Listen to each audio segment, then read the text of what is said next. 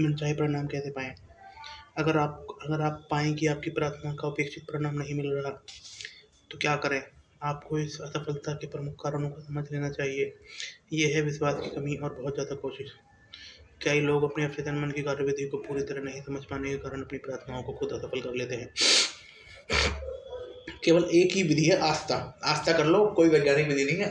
आस्था, आस्था, आस्था, आस्था। जब आप जान जाते हैं कि आपका मस्तिष्क कैसे काम करता है, तो आप में आत्मविश्वास आ जाता है। आपको याद रखना होगा कि आपका अवचेतन मन किसी विचार को साकार करते समय उस पर तत्काल अमल कर लेता है।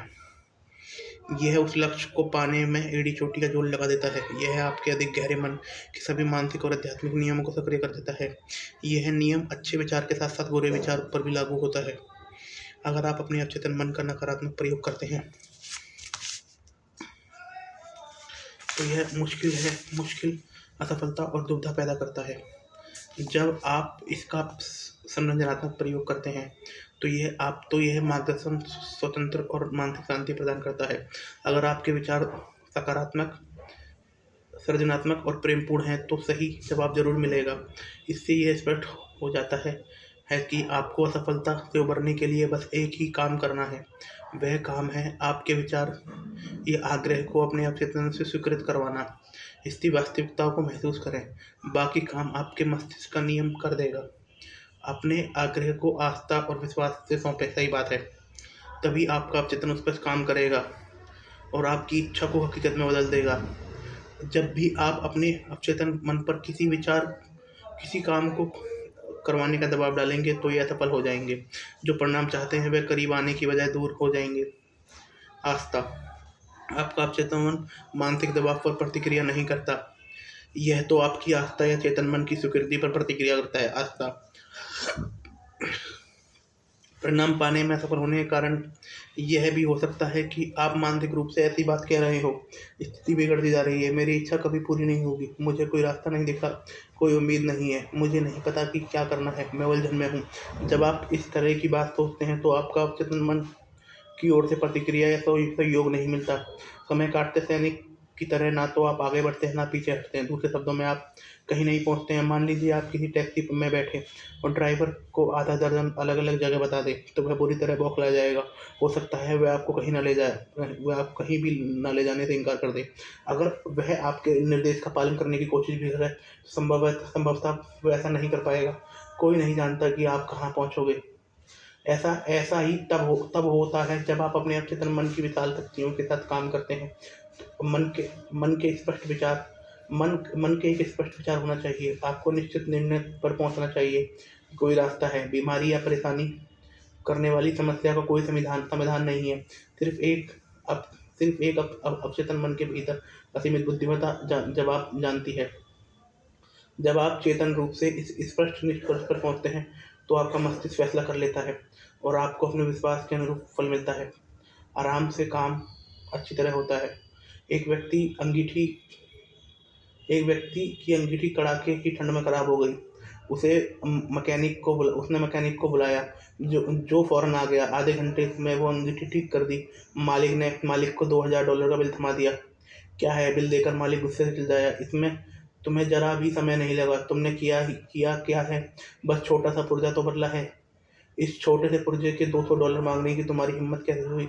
इसकी कीमत तो $5 भी नहीं होगी। मैकेनिक कंधे उचकाकर बोला, मैंने उस टूटे पुर्जे के तो सिर्फ आपसे $2 लिए हैं। मैंने तो इसे इतने में ही खरीदा था। मकान मालिक के चेहरे के सामने बिल लहराया। $2 वह चिल्लाया, इसमें तो $200 लिखे हैं। सही है, मैकेनिक बोला, बाकी $198 तो यह जानने की गड़बड़ी क्या थी और उसे कैसे ठीक किया जाए। आपका अवचेतन मन मास्टर मैकेनिक है। वह सबसे समझदार है। वह आपके शरीर के किसी भी अंग को ठीक करने के रास्ते और तरीके जानता है। सेहत का आदेश दें, आपका अवचेतन मन सेहत का निर्माण कर देगा, लेकिन इस काम को आराम से करना जरूरी है। आराम से अच्छी तरह होता है। सही बात है ना। अपनी समस्या के सुखद समाधान को महसूस करें, चाहे सेहत, पैसा, लोक व्यवहार से संबंधित हो। याद रखें कि गंभीर बीमारी से ठीक होने पर आपका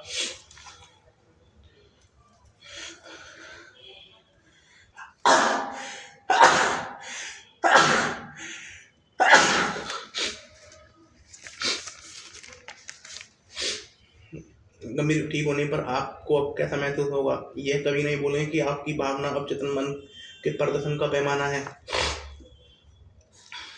आपको नए विचार को साकार रूप में पूरी निष्ठा से महसूस करना चाहिए। भविष्य में होने वाली घटना की तरह नहीं, बल्कि इस तरह की यह दरअसल इस समय ही हो रही है। इच्छा शक्ति नहीं, कल्पना शक्ति का इस्तेमाल करें।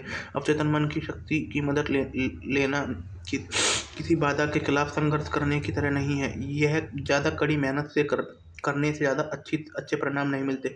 इच्छा शक्ति का जरा भी प्रयोग नहीं करें, इसकी बजाय इसके कारण मिलने वाले परिणाम और स्वतंत्रता की साकार तस्वीर देखें। आप पाएंगे कि आपकी बुद्धि टांग अड़ाने, समस्या को सुलझाने के तरीके खोजने और आपके अवचेतन पर उन तरीके थोपने की कोशिश करेगी। इसका प्रतिरोध करें। समस्या सुलझाने के आप अपने बौद्धिक प्रयासों को दूर हटा दें। बच्चे जैसी चमत्कार करने वाली सरल आस्था रखने में जुट जाएं। यह तस्वीर देखें कि आपको कोई रोग या समस्या नहीं है। अपनी मनचाही स्थिति की भावनात्मक संतुष्टि की कल्पना करें। इस प्रक्रिया से सारी जटिलताएं हटा दें। सरल तरीका सबसे अच्छा होता है। अनुशासित कल्पना कैसे चमत्कार करती है। अपने अवचेतन मन से प्रतिक्रिया पाने का अद्भुत तरीका है अनुशासित या वैज्ञानिक कल्पना शक्ति का प्रयोग करना। जैसा हम देख चुके हैं, अवचेतन मन शरीर का आर्किटेक्ट और निर्माता है। यह आपकी सभी महत्वपूर्ण कार्यप्रणाली को नियंत्रित करता है।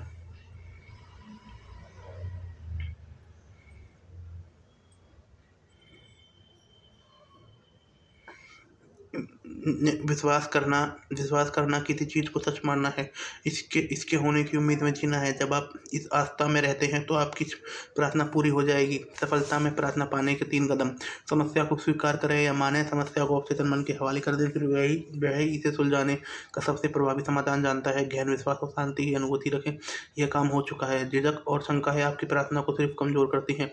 खुद से ये नहीं कहें काश मैं ठीक हो जाता, या मुझे उम्मीद है कि यह कारगर होगा। जो काम होना है वह उसके बारे में आपकी भावना से ही परिणाम तय होता है। आपको सामंजस्य अवश्य मिलेगा। आपको सेहत अवश्य मिलेगी। अवचेतन मन की असीमित उपचारक शक्ति का जरिया बनकर आप प्रभावी बनते हैं। सेहत के विचार को अवचेतन मन तक पूरे विश्वास तक के साथ पहुंचाएं। फिर आराम से बैठ जाएं। खुद को इस शक्ति के भरोसे छोड़ दें।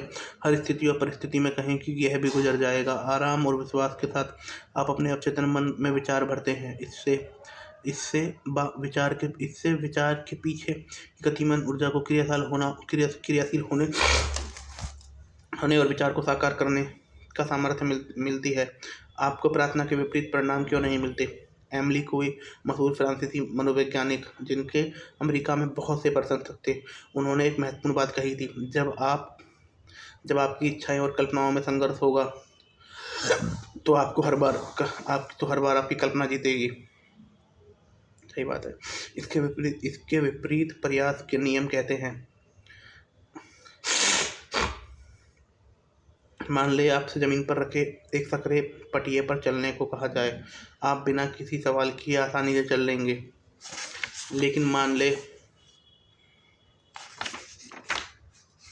लेकिन वही पटिया 20 फीट ऊंची 2 दीवार के बीच रखा हो, तो क्या उस पर आप चलेंगे? क्या आप ऐसा कर पाएंगे? शायद नहीं। पटिया को पार जाने की आपकी इच्छा आपकी कल्पना से संघर्ष करेगी। आप कल्पना कर लेंगे कि आप पटिए पर लड़खड़ा रहे हैं और इतनी ऊंचाई से ज़मीन पर गिर रहे हैं। हो सकता है पटिए पर चलने पर आपका बहुत मन हो, लेकिन गिरने का डर आपको रोक देगा। आप अपनी कल्पना पर विजय हासिल करने या उसे दबाने की जितनी कोशिश करेंगे, गिरने का विचार उतना ही मजबूत होगा। मैं अपनी असफलता से उबरने के लिए इच्छा शक्ति का प्रयोग करूँगा का विचार असफलता के विचार को प्रबल बनाता है। मानसिक प्रयास अक्सर आत्म पराजय की ओर ले जाता है। चाहे गए परिणाम के विपरीत परिणाम उत्पन्न कर देता है। इच्छा शक्ति लगाने पर ध्यान केंद्रित करना इस बात पर जोर देना है कि आप में शक्ति की कमी है। यह तो इस तरह फैसला करना है कि आप हरे हिप्पोपोटामस के बारे में बिल्कुल नहीं सोचेंगे। इस निर्णय में हरा हिप्पोपोटामस आपके दिमाग पर हावी हो जाता है और अवचेतन मन हमेशा सबसे प्रबल विचार पर प्रतिक्रिया करता है। आपका अवचेतन मन दो विरोधी विचारधाराओं में से अधिक प्रबल विचार को स्वीकार कर लेगा। शायद यही सोच रहे हो, शायद आप यह सोच रहे हो, मुझे सेहत चाहता हूँ, यह मुझे क्यों नहीं मिलती है, क्यों नहीं मिलती है। मैं बहुत ज़्यादा कोशिश कर रहा हूँ पर मुझे परिणाम क्यों नहीं मिल रहा है। मुझे जमकर प्रार्थना करने के लिए खुद को विवश करना होगा। मुझे सारी इच्छा शक्तियों का प्रयोग करना होगा। आपको यह एहसास करना होगा कि आपसे आपसे कहाँ गलती हो रही है। देखिए, आप बहुत ज़्यादा कोशिश कर रहे हैं। कभी भी अपने अवचेतन मन को मजबूर करने की कोशिश नहीं करें। कभी भी अपनी इच्छा शक्ति के के द्वारा उससे अपना विचार स्वीकृत करवाने की कोशिश नहीं करें। इस तरह की कोशिशें नाकामयाब होना तय है। इस तरह अक्सर आपको उस चीज़ के विपरीत चीज़ मिलती है जिसे आपने प्रार्थना की है। प्रयासहीन तरीका सबसे अच्छा है। क्या आपके साथ कोई कोई घटना हुई है? मान लें आप किसी परीक्षा में बैठे हैं। आपने पढ़ाई सामग्री की समीक्षा में बहुत समय लगाया है। पढ़ाई और सामग्री की समीक्षा में बहुत समय लगाया है। आपको लगता है कि आप बहुत कुछ जानते हैं, लेकिन परीक्षा की कोरी कॉपी एक सेकंड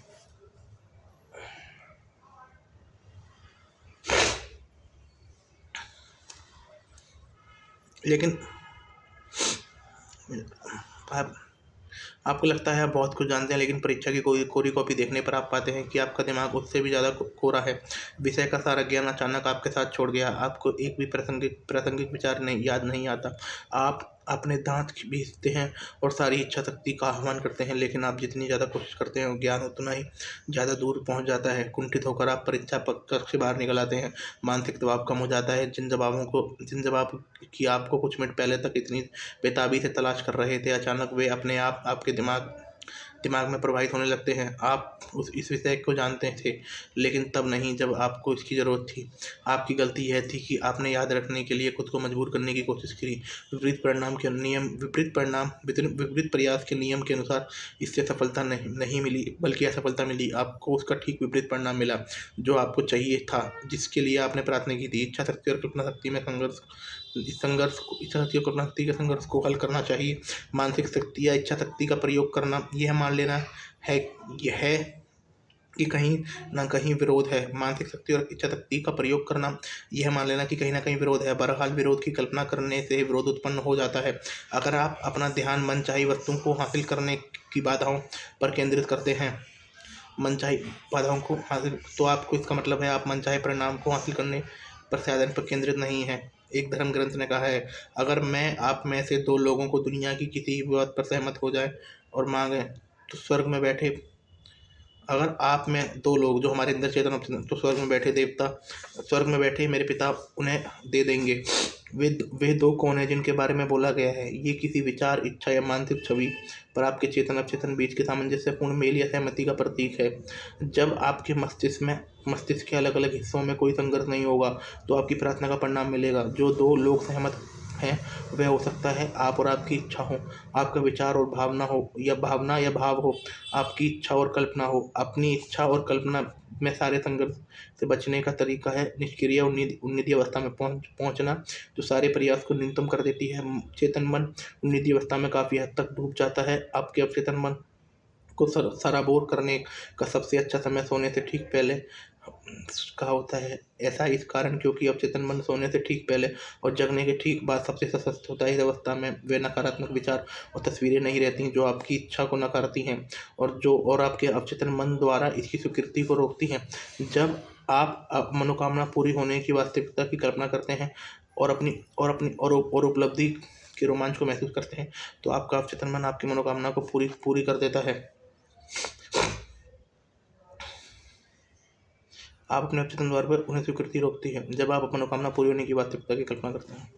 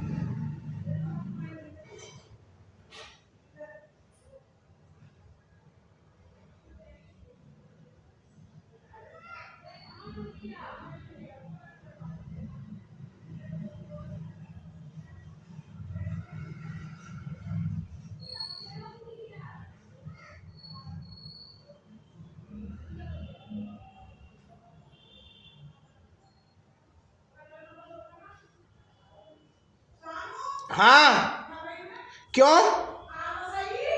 आया।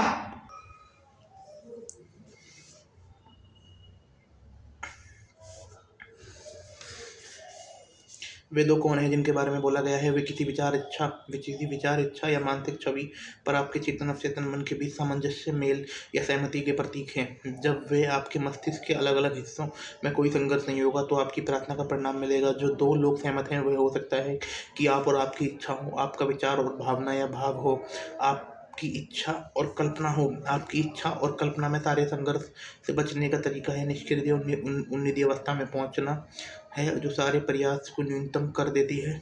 चेतन मन उन्नति अवस्था में काफी हद तक डूब जाता है। आपके अवचेतन मन को सरोकार करने का सबसे अच्छा समय सोने से ठीक पहले है।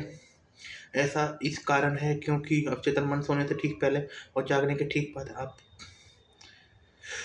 बाद सबसे ज्यादा सशक्त होता है। इस अवस्था में वे नकारात्मक विचार और तस्वीर नहीं रहती जो आपकी इच्छा को नकारती हैं और आपके अवचेतन मन द्वारा उनकी स्वीकृति को रोकती हैं। जब आप मनोकामना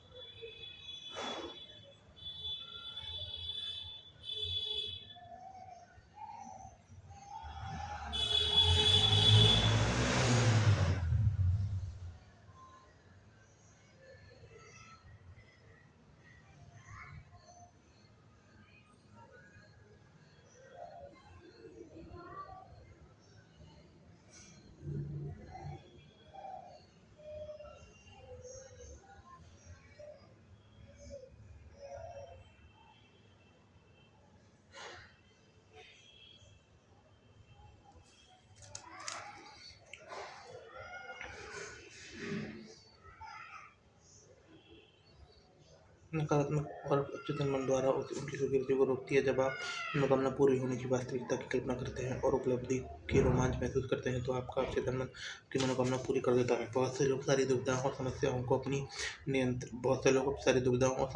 अपनी नियंत्रित, निर्देशित और अनुशासित कल्पना से तुल जाते हैं। वे जानते हैं वे जो कल्पना करते हैं, जिसे महसूस करते हैं, वह होगा, अवश्य होगा। सारा जी नामक एक युवा महिला बड़ी हताशा में मेरे पास आई। वह एक लंबी जटिल मुकदमे में उलझी हुई थी, जिसकी तारीखें बढ़ती जा रही थी, कोई अंत नजर नहीं आ रहा था। उसकी उसकी महान गहन इच्छा इस मुकदमे का सामंजस्यपूर्ण समाधान थी। बहरहाल बहरहाल उसकी सबसे गहन इच्छा इस मुकदमे बहरहाल उसकी मानसिक तस्वीर असफलता, हानि, दिवालियापन और गरीबी से भरी थी। परिणाम वैसा ही मिला जैसा ही कुएं ने भविष्यवाणी की थी। उसकी कल्पना शक्ति उसकी इच्छा पर हावी हो गई और मुकदमा हावी हो गई और मुकदमा टलता रहा। मेरे सुझाव पर सहारा ने सोते समय खुद को उन्नति और निष्क्रिय अवस्था में ले जाती और सारी समस्या के सबसे संभावित अंत सबसे अपनी समस्या के सबसे अच्छे संभावित अंत की कल्पना करने लगती।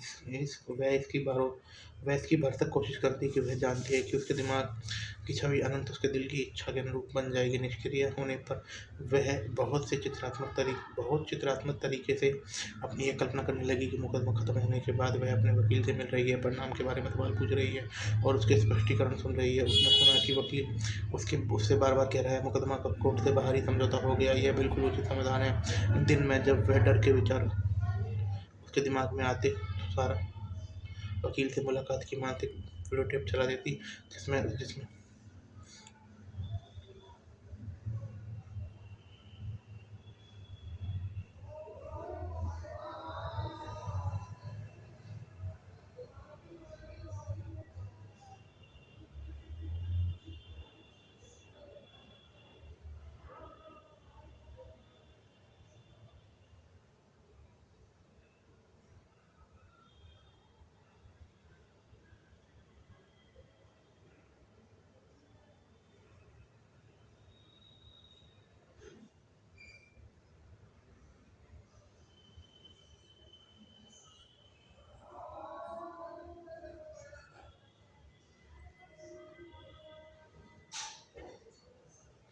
जब दिन में डर के विचार उसके दिमाग में आते थे तो सारा वकील से मुलाकात की मानसिक वीडियो टेप चला देती है, जिसमें शब्द और भाव हावी थे। उसने वकील से मुस्कुराहट और उसके अंदाज, उसकी आवाज़, उसके वैसे शब्दों की कल्पना की।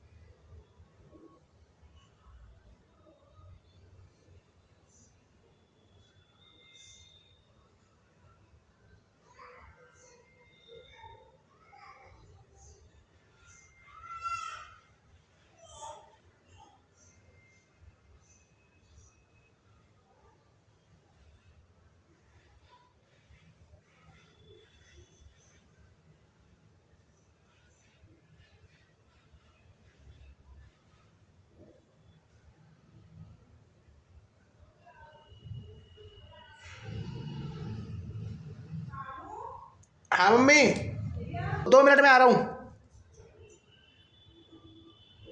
कुछ हफ्ता बाद उसके वकील को बुलाया। उसने वही कहा जिसकी कल्पना कर रही थी और सच मान रही थी। मुकदमे में समझौता हो गया। वह जानती थी कि समझौता उचित ही होगा। वह यही भजन कर का मतलब उसने लिखा। मेरे शब्द, आपके विचार और मेरे हृदय के मनन आपकी भावना पर आप स्वीकार करें। हे ईश्वर, जन मन का नियम, मेरी शक्ति और मेरे उद्धारक की शक्ति और बुद्धिमत्ता कर सकती हैं थी। याद रखने लायक विचार, मानसिक दबाव या बहुत ज़्यादा कोशिश तनाव और डर का सूचक है। ये प्रार्थना का जवाब रोकते हैं। आराम से काम अच्छी तरह होते हैं। निष्क्रिय अवस्था में आप किसी विचार को स्वीकार करते हैं तो आपका अवचेतन मनुष्य उस विचार को साकार करने में जुट जाता है। पारंपरिक तरीके से मुक्त होकर सोचें, योजना बनाएं, जान लें कि हमेशा हर सवाल का कोई ना कोई जवाब होता है। हर समस्या का समाधान होता है। अपने दिल की धड़कनों, फेफड़ों की सांस लेने या शरीर के किसी अंग के कार्य से ज़्यादा निश्चिंत न हो। आपका अवचेतन मन पर पूरा भरोसा करें और बार बार दावा करें कि ये सही काम कर रहा है, सही काम हो रहा है। सेहत से उत्पन्न होती है, दौलत की भावना से दौलत उत्पन्न होती है। आपकी भावना कैसी है? कल्पना आपकी सबसे बड़ी आंतरिक शक्ति है। इच्छा और सुंदर चीज़ें की कल्पना करें। वैसा ही है जैसा आप खुद के बारे में कल्पना करते हैं। निजी अवस्था में चेतन अवचेतन मन के बीच संघर्ष नहीं होता। सोने से पहले अपनी इच्छा के पूर्ण होने के बारे में टिप्पणी करें, शांति से सो जाएं। धन्यवाद।